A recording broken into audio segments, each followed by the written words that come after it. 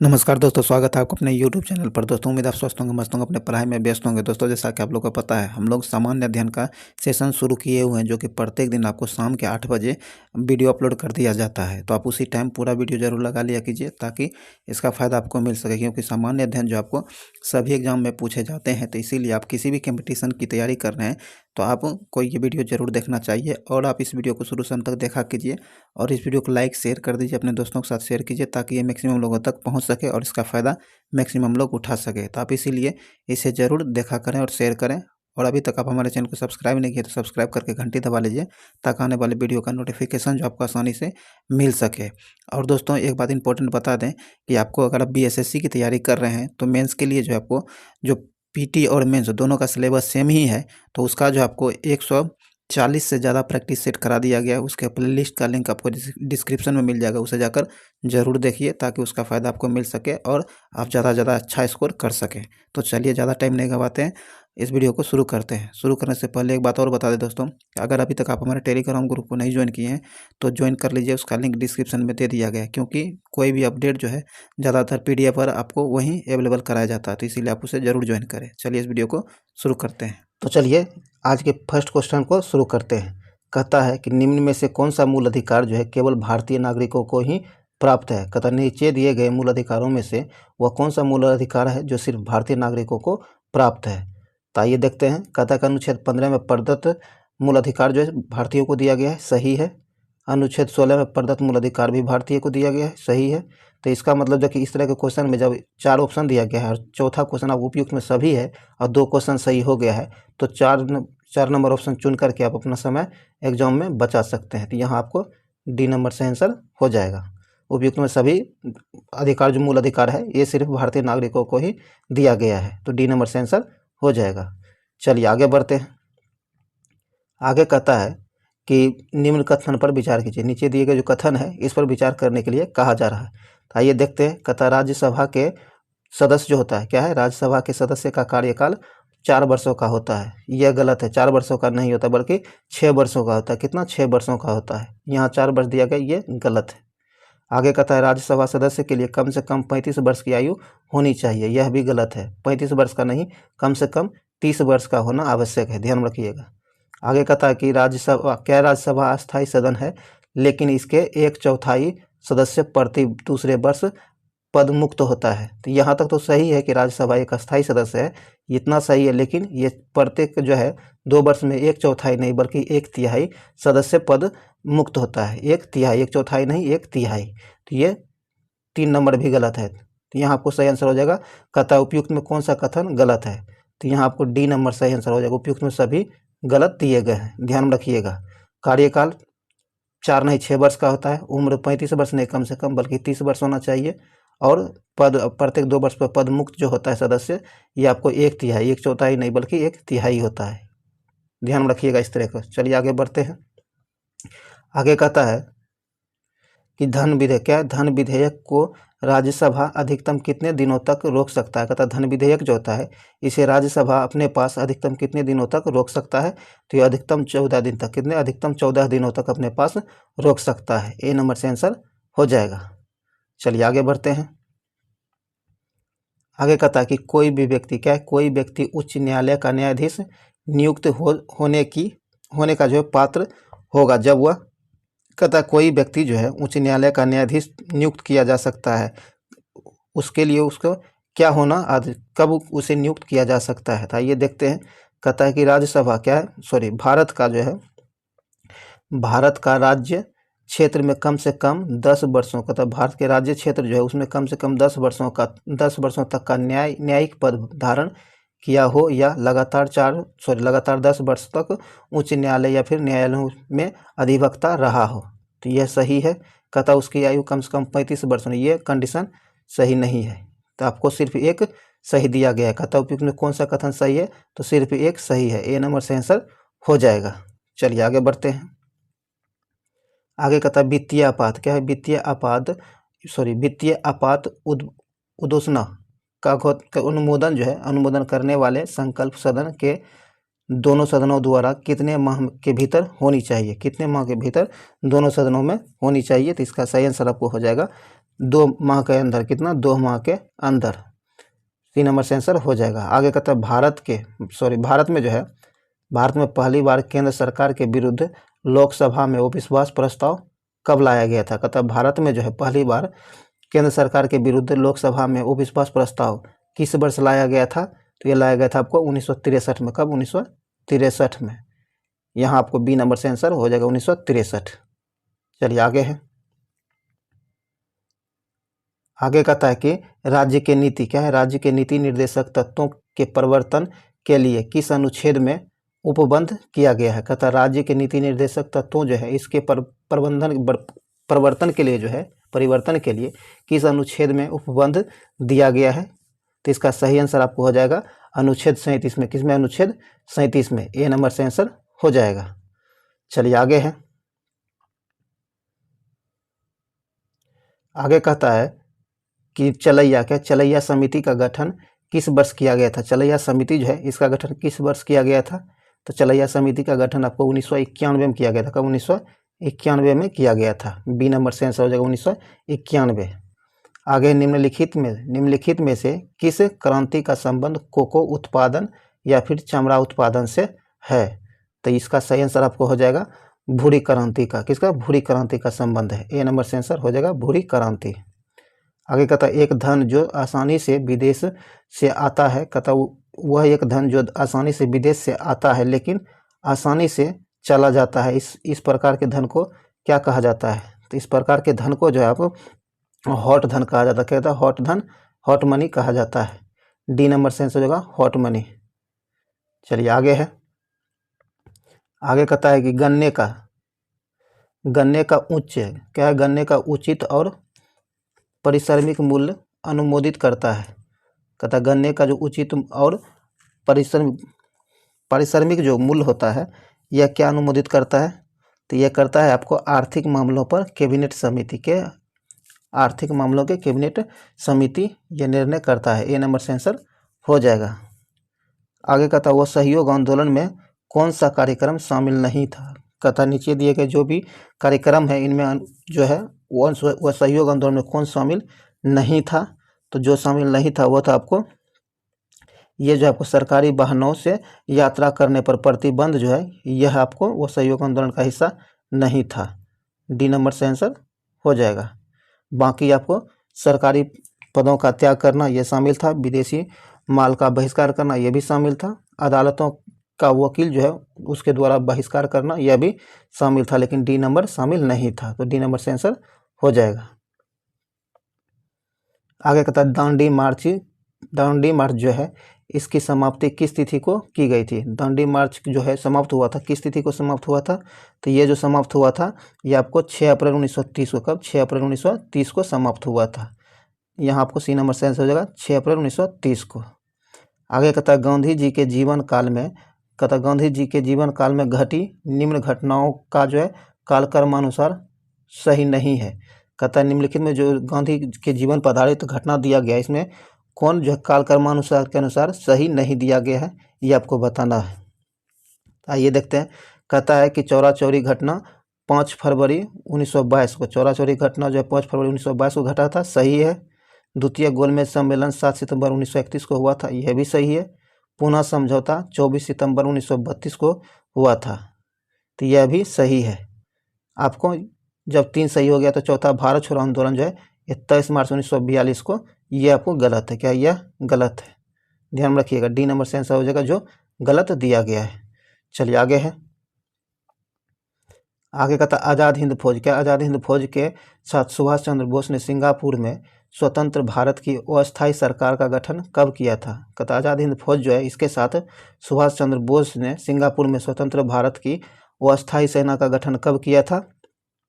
तो ये किया था आपको 21 अक्टूबर 1943 को। कब? 21 अक्टूबर 1943 को। बी नंबर से आंसर हो जाएगा।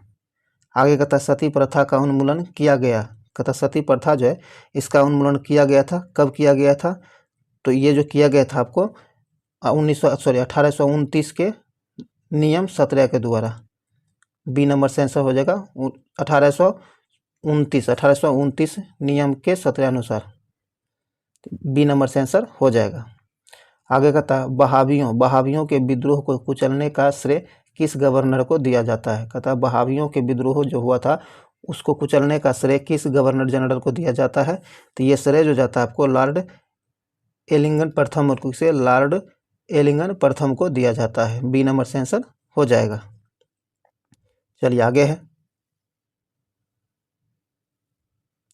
आगे कहता है कि त्रिपक्षीय संघर्ष निम्न में से कौन राजवंश शामिल नहीं था। कहता त्रिपक्षीय संघर्ष जो हुआ था इसमें से कौन सा राजवंश शामिल नहीं था ये आपको बताना है।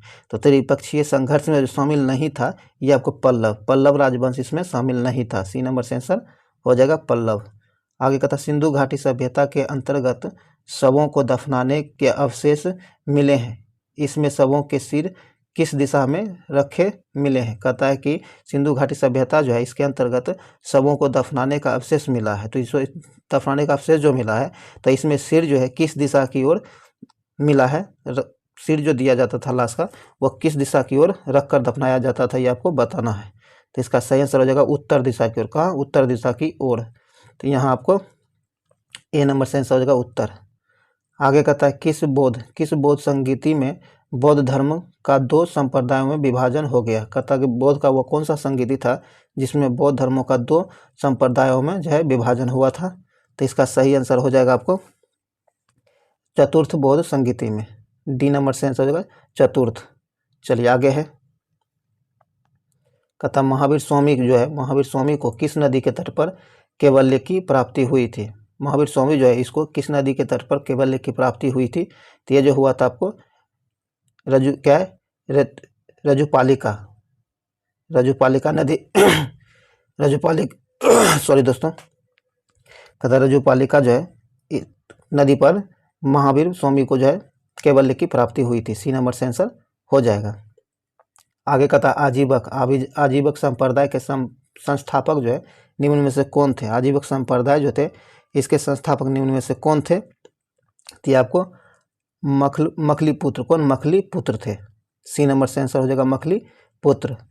आगे कहता किस मुगल शासक के शासन काल में स्थापत्य कला का स्वर्णिम काल कहा जाता है। कहता है कि किस मुगल शासक के शासन काल को स्थापत्य कला का स्वर्णिम काल कहा जाता है। तो ये जो कहा जाता है आपको शाहजहां के शासन काल को, किसे? शाहजहां के शासन काल को जो है स्वर्णिम स्थापत्य कला का स्वर्णिम काल कहा जाता है। सी नंबर से आंसर हो जाएगा शाहजहां के शासन काल को। चलिए आगे है। आगे कहता मुगल काल में मुहत शिव कौन था। कहता मुगल काल जो था उस समय मुहत शिव कौन था। तो इसका सही आंसर हो जाएगा यह जो आपको आचरण अधिकारी हुआ करता था। कौन? आचरण अधिकारी हुआ करता था। डी नंबर से आंसर हो जाएगा। आगे कहता दीन ए अर्ज दीन ए अर्ज किस विभाग से संबंधित था। दीन ए अर्ज जो है यह किस विभाग से संबंधित था। तो ये जो संबंधित था आपको सैन्य विभाग से। किसे? सैन्य विभाग से संबंधित था। सी नंबर से आंसर हो जाएगा सैन्य विभाग से। आगे कहता है बसावन व दसवंत किस शासक के दरबारी चित्रकार थे। कहता बसावन व दसवंत जो था ये दो चित्रकार जो थे किस शासक के दरबारी चित्रकार थे। तो इसका सही आंसर आपको हो जाएगा अकबर के। किसके? अकबर के दरबार के। बी नंबर से आंसर हो जाएगा अकबर। चलिए आगे है। आगे कहता है निम्नलिखित में कौन सुमेलित नहीं है। इनमें कौन सुमेलित नहीं है ये आपको बताना है। तो इसमें जो है आपको नरोरा उत्तर प्रदेश यह सही है। ये विद्युत देखिए ये परमाणु विद्युत गृह दिया गया और दूसरी तरफ राज्य दिया गया। तो इसमें कौन सुमेलित नहीं है ये बताना है। नरोरा विद्युत गृह जो है ये आपको उत्तर प्रदेश में स्थित है, सही है। उसके बाद कुंडनकुलम कर्नाटक यह गलत है, यह सुमेलित नहीं है। तो बी नंबर ही आपका सही आंसर हो जाएगा जो कि सुमेलित नहीं दिया गया है। चलिए आगे बढ़ते हैं।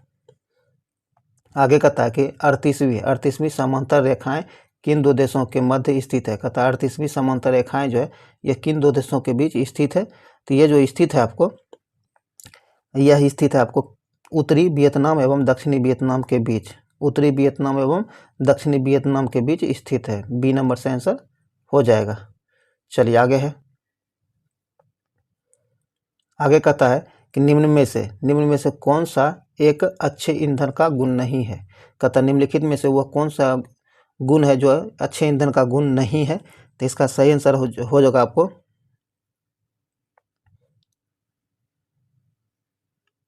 एक मिनट दोस्तों,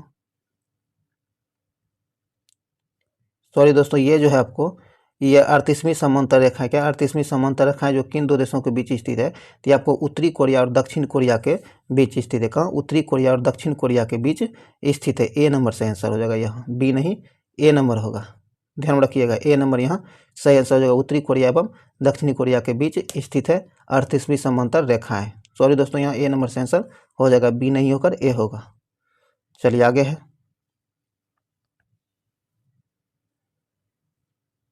आगे कहता है निम्न में से क्या है, निम्न में से कौन सा अच्छे ईंधन का गुण नहीं है।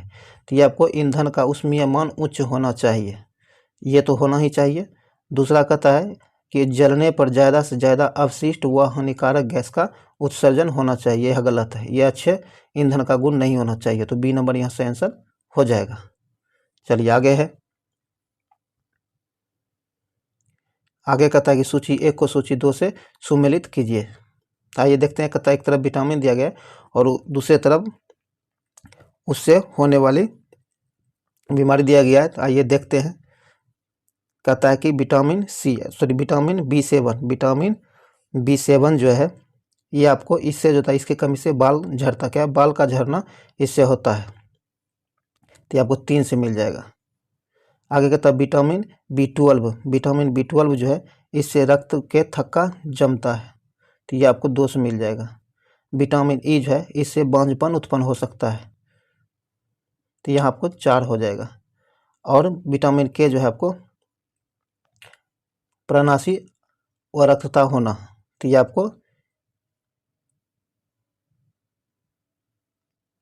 विटामिन ये 4 हो जाएगा और ये आपको 2 से मिल जाएगा। विटामिन के की कमी से,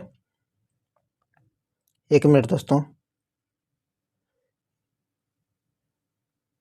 विटामिन सॉरी दोस्तों, कहता विटामिन जो है विटामिन B7 जो है ये इससे जो होता है बाल का झड़ना होता है, ये सही है इसके कमी से।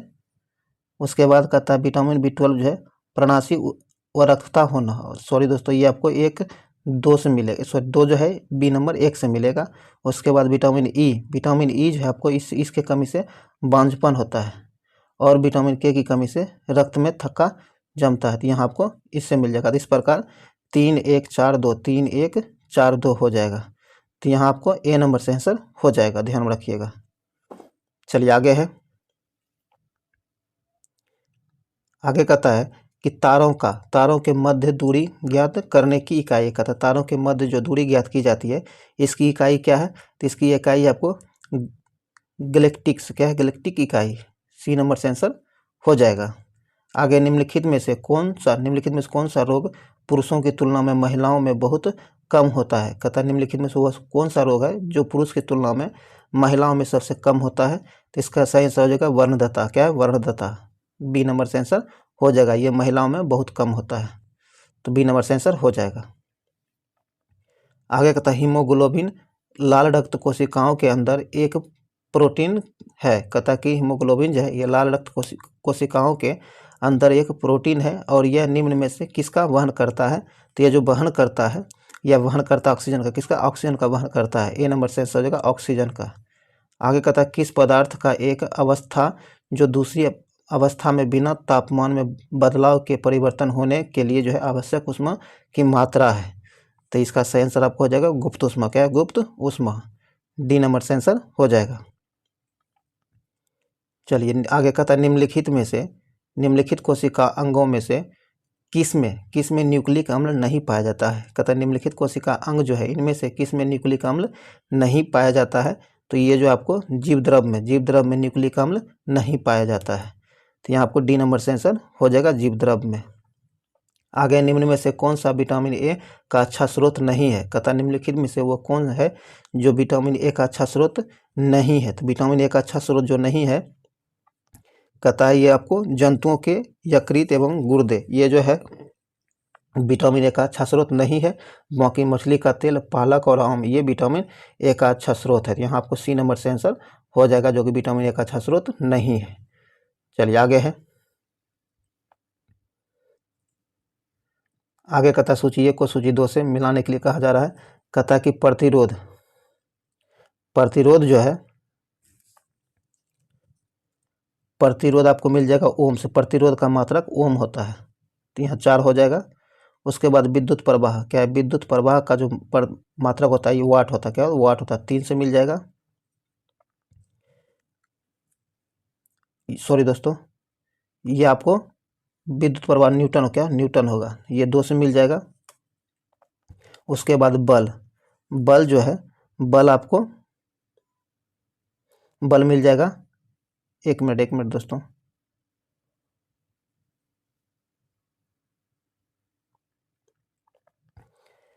ये दोस्तों आपको प्रतिरोध ओम से मिल जाएगा। विद्युत प्रवाह एम्पियर से, किसे? एम्पियर से, 1 से मिल जाएगा। यहाँ जो है बी नंबर 1 से मिल जाएगा। उसके बाद बल आपको न्यूटन से मिल जाएगा।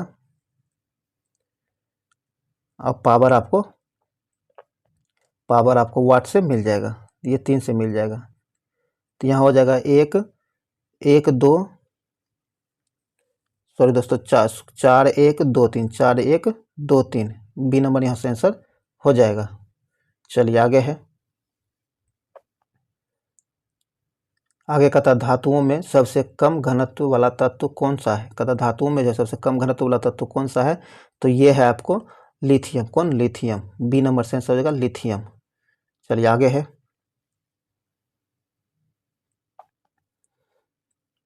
आगे कहता है कि प्रकृति रबर के बारे में निम्न में से कौन सा कथन सही है? कहता प्रकृति के रबर के बारे में निम्न में से कौन सा कथन सही दिया गया है? कहता है कि यह जो है एक प्राकृतिक बहुलक है, जो इसमें लोचदार गुण होते हैं, यह सही है। तो एक ही नंबर सही दिया गया है, तो ए नंबर से आंसर हो जाएगा। आगे कहता किस तत्व का रासायनिक गुण निम्न में से कौन तय करता? कहता कोई तत्व जो है उसका रासायनिक गुण निम्नलिखित में से कौन तय करता है? तो ये जो तय करता है आपको, तो ये तय करता है आपको इलेक्ट्रॉनों की संख्या। कौन? इलेक्ट्रॉनों की संख्या, सी नंबर से आंसर हो जाएगा इलेक्ट्रॉनों की संख्या।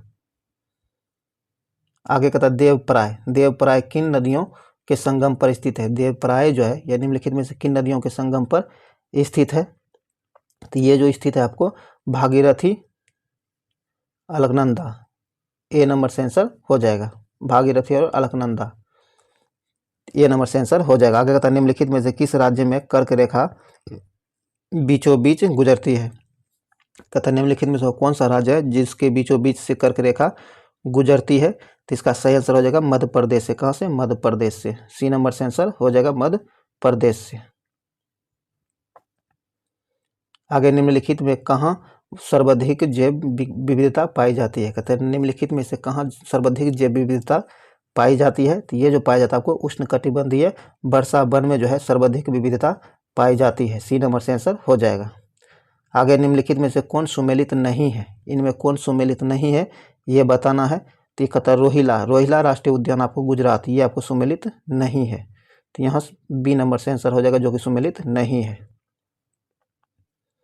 निम्नलिखित में कौन शीत महासागरीय जलधारा नहीं है? कहता निम्नलिखित में से कौन सा शीत महासागरीय जलधारा नहीं है? तो इसका आंसर आपको अगुलहास जलधारा जो है आपको शीत महासागरीय जलधारा नहीं है, डी नंबर से आंसर हो जाएगा। बाकी सबको आपको शीत महासागरीय जलधारा दिया गया है, तो डी नंबर से आंसर हो जाएगा, जो कि शीतल जलधारा नहीं है। आगे कहता है निम्नलिखित में से किस नदी को दक्षिण भारत की गंगा कहा जाता है? कहता है निम्नलिखित में से वो कौन सी नदी है जिसे दक्षिण भारत का गंगा कहा जाता है? तो ये कहा जाता है आपको कावेरी को। किसे? कावेरी को। आगे है। आगे कहता प्रशांत महासागर क्षेत्र में रिंग ऑफ फायर किस लिए जाना जाता है? कहता प्रशांत महासागर जो है इसमें रिंग ऑफ फायर किस लिए जाना जाता है? तो ये जो जाना जाता है आपको भूकंप के लिए जाना जाता है, सही है। ज्वालामुखी के लिए जाना जाता है, यह भी सही है। तूफान, ये गलत है। और जंगल की आग, ये भी गलत है। ये और 2 सिर्फ होगा, तो बी नंबर यहाँ से आंसर हो जाएगा, 1 और 2। चलिए आगे है, सॉरी दोस्तों, आगे कहता निम्नलिखित में से कौन सुमेलित नहीं है। कहता निम्न में से कौन सुमेलित नहीं है, तो ये आपको आइए देखते हैं। कहता तकलामकन चीन, ये सही है। थार भारत में स्थित है, यह भी सही है। अटाकामा, ये चिली, यह भी स्थित है, सही दिया गया है। आगे कहता है गिब्सन अफ्रीका, यह गलत है। डी नंबर सुमेलित नहीं दिया गया है, तो डी नंबर से आंसर हो जाएगा। चलिए आगे है, आगे कहता है कि प्रतिरोधात्मक, क्या प्रतिरोधात्मक या फिर घर्षणात्मक बेरोजगारी क्या है। प्रतिरोधात्मक या फिर घर्षणात्मक और बेरोजगारी जो है यह क्या है, तो आइए देखते हैं। कहता है कि ये जो है व्यवसाय, क्या व्यवसाय और व्यवसाय या रोजगार परिवर्तन की प्रक्रिया के दौरान श्रमिक व्यक्ति का कुछ समय के लिए बेरोजगार होना जो है, यह आपको प्रतिरोधात्मक या फिर घर्षणात्मक बेरोजगारी का उदाहरण है। तो यहाँ आपको सी नंबर से आंसर हो जाएगा। चलिए आगे है, आगे कहता है कि न्यूनतम समर्थन मूल्य एमएसपी के बारे में निम्नलिखित में से कौन सा कथन, मतलब एमएसपी न्यूनतम समर्थन मूल्य जो है, इसके बारे में निम्नलिखित में से कथन दिया गया, इस पर विचार करने के लिए कहा गया है। तो आइए देखते हैं। कहता है कि न्यूनतम समर्थन मूल्य आर्थिक मामलों की मंत्रिमंडलीय समिति द्वारा प्रस्तावित की जाती है, तो यह सही है। कहता न्यूनतम समर्थन मूल्य जो है कृषि लागत एवं मूल्य आयोग द्वारा अनुमोदित की जाती है, यह भी सही है। कहता नीचे दिए गए कोड जो है उसमें उपयुक्त में कौन उपयोग करके सही उत्तर चुने, तो ये आपको 1 और 2 दोनों सही है, तो सी नंबर से आंसर हो जाएगा, दोनों सही है। चलिए आगे, तो यह आपको वस्तुनिष्ठ प्रश्न जो भी था 50 वो खत्म हो गया है। आइए कुछ स्मरणीय तथ्य दिए गए हैं जिसे हम लोग देखते हैं।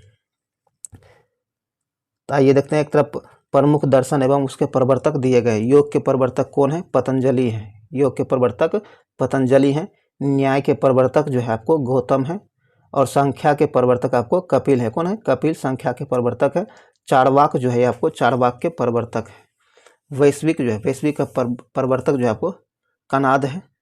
और पूर्व मीमांसा जो है इसका प्रवर्तक जेमिली है। कौन सा, जेमिनी है। आगे कहता है कि उत्तरी मीमांसा जो है आपको इसका प्रवर्तक जो है बदरायन जो है उत्तर मीमांसा का प्रवर्तक है। ये जो आपको एग्जाम में पूछा जाता है, इसे ध्यान में जरूर रखिएगा। चलिए आगे है, आगे कहता है कि विभिन्न संप्रदायों एवं उनके संस्थापक, और एक तरफ जो है संप्रदाय दिया गया है और उसके संस्थापक का नाम दिया गया है। ये देखते कहता आजीवक संप्रदाय जो है इसके संस्थापक आपको मखलीपुत्र गोसाल है, ये ध्यान रखिएगा। और कहता अनिश्चयवादी जो है इसके संस्थापक आपको संजय बेठलीपुत्र है। आगे कहता भौतिकवादी जो है इसके संस्थापक आपको पकुध कचायन है। और घोर व क्रियावादी का संस्थापक जो है आपको पूर्ण कश्यप है। कौन, पूर्ण कश्यप है। तो इतना फैक्ट आप याद रखिएगा। उम्मीद है वीडियो आपके लिए यूजफुल रहा होगा। अगर आपके लिए यूजफुल रहा तो इसे लाइक कर दीजिए, शेयर कर दीजिए। और अभी तक हमारे चैनल को सब्सक्राइब नहीं किया तो सब्सक्राइब करके घंटे जरूर दबा लीजिए, ताकि आने वाली वीडियो का नोटिफिकेशन आपको आसानी से मिल सके। तो चलिए फिर मिलते हैं अगले वीडियो में, तब तक के लिए जय हिंद।